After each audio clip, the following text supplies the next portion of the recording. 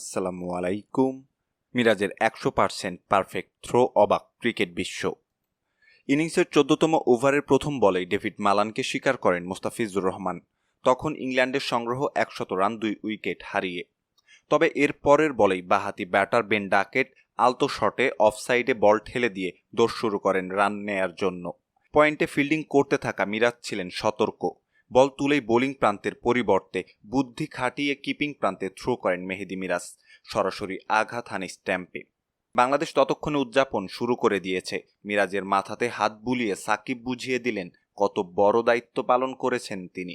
ব্যক্তিগত 40 রান করে অধিনায়ক জস বাটলার আউট হলে আর ম্যাচে ফিরতে পারেনি ইংল্যান্ড। বাংলাদেশ ম্যাচ জিতে নিয়েছে 16 রানের ব্যবধানে। আজকে মাঠে হারা ম্যাচেও কিভাবে জিততে হয়, অসাধারণ ফিল্ডিং, নিয়ন্ত্রিত বোলিংয়ে সবকিছুর একত্রে জানান দিয়েছে টাইগাররা। নিশ্চয়ই টি-20তে এই দুর্বার যাত্রা অব্যাহত রাখবে বাংলাদেশের ক্রিকেটাররা। সম্মানিত দর্শক, এই ছিল আমাদের হাতে থাকা সর্বশেষ ক্রিকেট আপডেট।